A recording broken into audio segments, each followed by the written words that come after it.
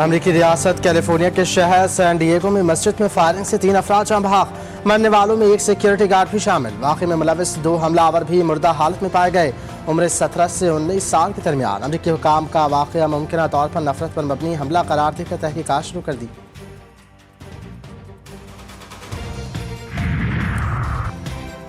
अमरीकी सदर का फिर नया दावा। सऊदीया समेत कई ममालिक ने कहा ईरान पर हमला ना करें, इसलिए रोक दिया वरना आज हमला करने वाले थे।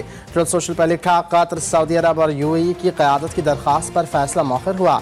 ईरान से मुताल्लिक़ संजीदा मुज़ाकरात जारी हैं। मुमकिन माहिदा अमरीका और मशरिक़ वस्ती के लिए काबिल कबूल होगा।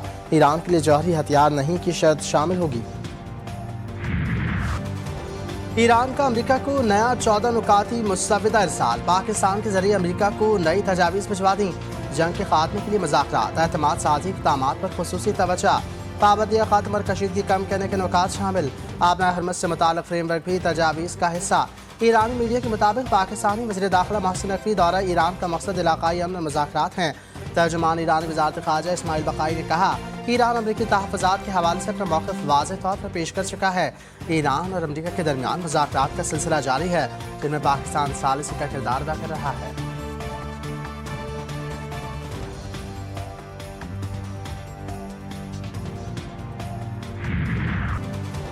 आईना उनको दिखाया तो बुरा मान गए। ट्रंप की अमरीकी मीडिया पर तनकीद। सोशल मीडिया पर बयान में कहा ईरानी बहरिया समंदर बुर्द हो चुकी हो तो भी अमरीकी मीडिया ईरान को फातेह करार देगा।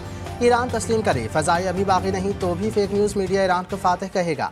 अमरीकी सदर ने कड़ी तनकीद करते हुए कहा New York times, wall street journal, CNN और दीगर फेक न्यूज़ मीडिया रास्ते से भटक चुके।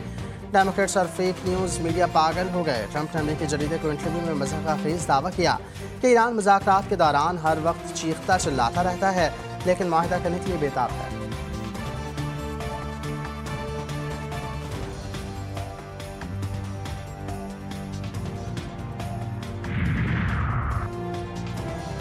पाकिस्तान के खित्ते में अमन की कोशिशें तेज। जंगबंदी के लिए फ्रंट लाइन पर वफाकी वज़ीर दाखिला तीसरे रोज़ भी ईरान में मौजूद। मोहसिन नकवी की ईरानी वज़ीर ख़ारजा बासिर आक़शी से मुलाकात। दो तरफ़ा ताल्लुकात, खित्ते की मजमूई सूरत हाल और जारी सफारती पेशरफ्त पर तबादला ख्याल। मोहसिन नकवी ईरानी सदर, स्पीकर और वज़ीर दाखिला सिकंदर मोमिनी से मुलाकातें कर चुके हैं। ईरान के सऊदी अरब, तुर्किया, फ्रांस और कतर के साथ अहम सिफारती राब्ते। ईरानी वज़ीर ख़ारजा का सऊदी हममनसब से रब्ता। सिफारती अमल और खित्ते की ताज़ा सूरत हाल पर तबादला ख्याल। अब्बास अराग़ची का तुर्क वज़ीर ख़ारजा हकान फ़िदान से भी गुफ्तगू। अमरीका की धमकियों और आबना हरमत से मुताल्लिक़ कशीदगी पर बातचीत। फ्रांसीसी वज़ीर ख़ारजा से भी रब्ता किया। सिफारती पेशरफ्त पर तबादला ख्याल किया गया। कतरी वज़ीर आज़म और वज़ीर ख़ारजा शेख मोहम्मद बिन अब्दुल रहमान अल सानी से भी गुफ्तगू हुई।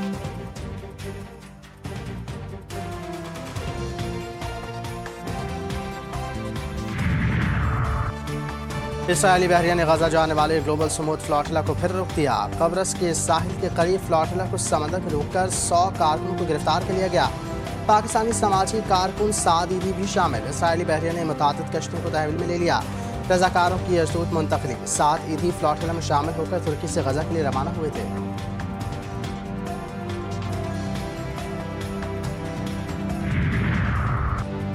वज़ीर आज़म शहबाज शरीफ का कतरी हममनसब से टेलीफोनिक रब्ता। दो तरफ़ा ताउन और मशरक़ वस्ती की बदलती हुई सूरत हाल पर तबादला ख्याल।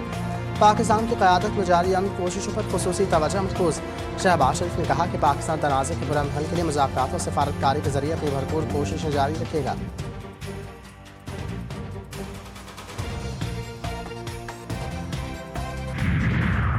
वज़ीर ख़ारजा इसहाक़ डार की सऊदी सफ़ीर नवाफ बिन सईद अल मालिकी से मुलाकात। खित्ते की ताज़ा सूरत हाल पर तबादला ख्याल। पाकिस्तान के सऊदी अरब के बरादराना ताल्लुकात पर तफसीली गुफ्तगू। मुख्तलिफ शोबों में दो तरफ़ा ताउन को मज़ीद मजबूत बनाने के लिए पाकिस्तान के अज़्म का इरादा। सऊदीया ने खित्ते में अमन और इस्तेहकाम के फ़रोग़ के लिए पाकिस्तान के किरदार को सराहा। इसहाक़ डार का कतरी वज़ीर ममलिकत ख़ारजा उमूर से टेलीफोनिक रब्ता। दोनों रहनुमाओं के दरमियान इलाक़ाई सूरत हाल पर तबादला ख्याल।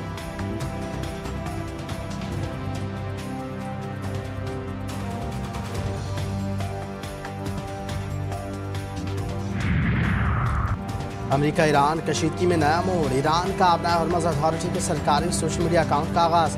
नया account Persian gulf street authority के नाम से लॉन्च किया गया। प्लेटफॉर्म पर आबना हरमज़ से मुताल्लिक़ अपडेट्स और अहम पेशरफ्त से मुताल्लिक़ मालूमात जारी की जाएंगी। ईरान ने आबना हरमज़ पर अपने कंट्रोल को मज़ीद मजबूत करने के लिए नए इंतज़ामी और सिक्योरिटी इक़दाम किए।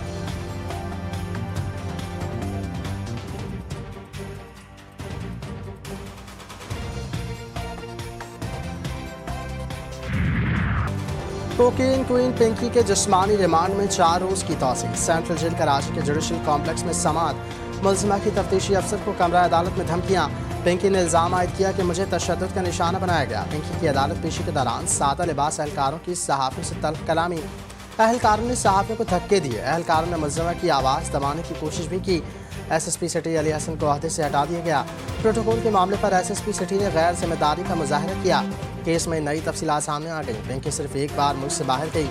ट्रैवल हिस्ट्री में बताया गया कि मुलजिमा दिसंबर 2018 में कराची से बाकू गई। 3 माह बाद 1 अप्रैल 2019 को वापस आ गई।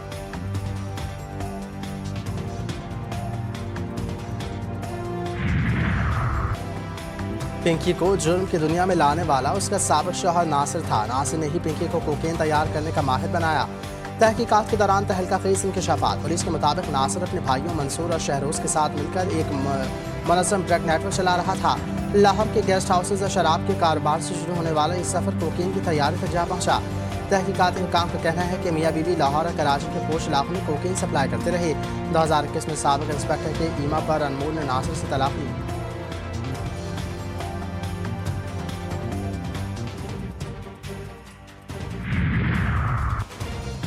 पिंकी धड़ल्ले से कहती थी मुझे गिरफ्तार करो। हमने पिंकी को गिरफ्तार कर लिया। वज़ीर दाखिला ज़िया उल हसन नजjar ने कहा कि पिंकी के साथियों को भी गिरफ्तार किया जा रहा है।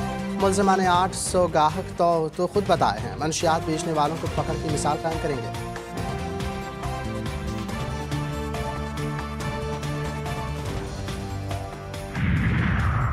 कराची में एक और बड़ी कार्रवाई। आइस और हीरोइन की सप्लाई में मुलविस फौजिया बलोच 2 साथियों समेत गिरफ्तार। मुलजिमा को चंद रोज़ कबल डिस्ट्रिक्ट सेंटर से गिरफ्तार किया गया था। गिरफ्तारी से 25 रोज़ कबल इस्लामाबाद से आइस और हीरोइन कराची सप्लाई की गई थी। गिरफ्तार मुलजिमा फौजिया बलोच ने कहा आइस टंडो मोहम्मद जाम हैदराबाद और कराची में यौमिया बुनियादों पर सप्लाई की जाती थी।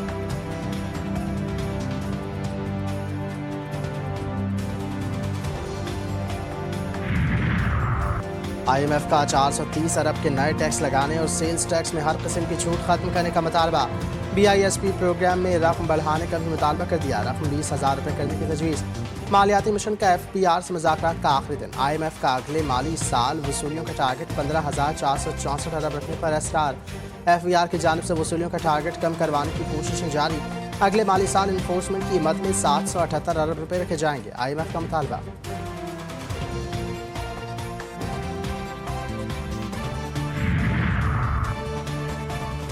सिलह टेस्ट फैसला कुन मरहले में दाखिल। बांग्लादेश ने पाकिस्तान को जीत के लिए 437 रन का हदफ दे दिया। तीसरे दिन बांग्लादेश की टीम 390 रन बनाकर आउट हो गई। मुश्तफिकुर रहमान की 137 रन की शानदार इनिंग्स। खुर्रम शहजाद ने 4 और साजिद खान ने 3 खिलाड़ियों को आउट किया। कम रोशनी के बायस तीसरे दिन का खेल जल्द खत्म कर दिया गया। अजान उवैस और अब्दुल्ला फजल बगैर कोई रन बनाए के क्रीज पर मौजूद। मैच के बकिया 2 रोज़ के दौरान पाकिस्तान को जीत के लिए 437 और बांग्लादेश को 10 विकेटें दरकार। कौमी टीम पर सीरीज में वाइट वॉश के खदशात मंडाने लगे।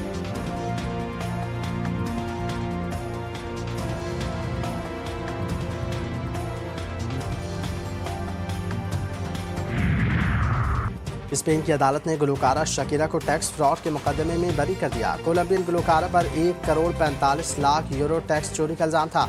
अदालत ने हुक्म दिया कि शकीरा को 6 करोड़ यूरो से जायद रकम सूद समेत वापस की जाए।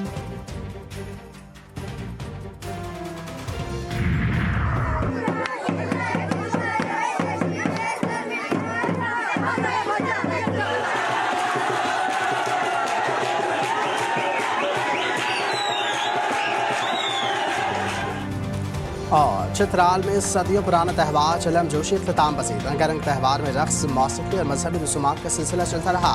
आखिरी रोज़ बड़ी तादाद में मुल्की और गैर मुल्की सयाहों ने शिरकत की।